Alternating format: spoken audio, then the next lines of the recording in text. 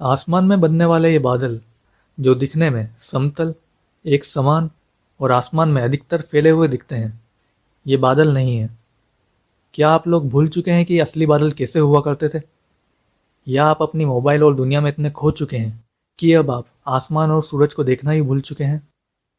ये नकली आर्टिफिशियल बादल प्रकृति नहीं बनाती है। ये आपके ऊपर एरोप्लेन से छिड़की जाने वाली एक जहरीली गैस है। ये वैसी ही है जैसे आप मच्छर और कीड़ों पर दवा छिड़कते हैं। वैसे ही ये सीक्रेट सोसाइटी के इलाइट लोग इंसानों को बीमार रखने के लिए आप पर केमिकल छिड़कते हैं।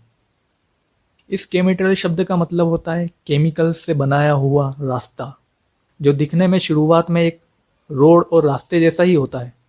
पर ये एरोसोल गैस आसमान में इतनी फैल जाती है कि कुछ ही घंटों में पूरे आसमान में एक समतल बादल का रूप ले लेती है। तो इसे आप एक प्रकृति का बादल समझने की भूल ना करें, क्योंकि प्रकृति में कोई भी चीज एक समान और एक जैसी नहीं होती है। आप किसी भी बुजुर्ग से पूछ लीजिए, क्या उनके बचपन में बादल ऐसे हुआ करते थे या ऐसे हुआ करते थे?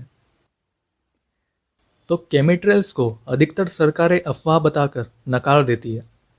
इसे एरोप्लेन के इंजन और आसमान में ठंडी हवा में बनी नमी के कारण एक पानी का बादल कहकर भुला दिया जाता है।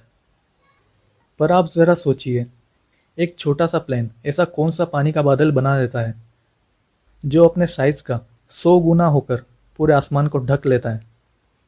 तो ये टॉप पर बैठे लोग तो आपको बिल्कुल बेवकूफ़ समझते हैं कि इन्हें क्या ही समझ आएगा। तो अब बात आती है असल में केमिट्रेल किस चीज़ का बनता है।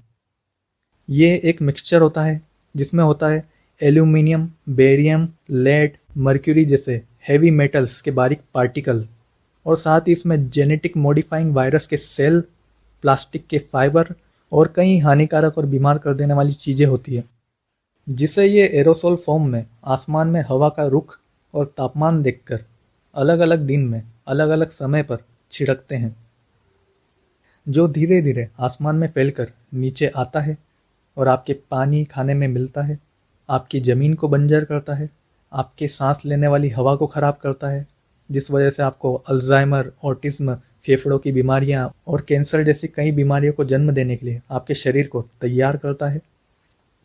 इन केमिकल्स में मौजूद हेवी मेटल्स जब बरसात और स्नोफॉल्स के कारण ज़मीन पर आते हैं तो वो तापमान में भारी गिरावट भी करते हैं, जैसा कि टेक्सास विंटर स्टॉर्म में हुआ था।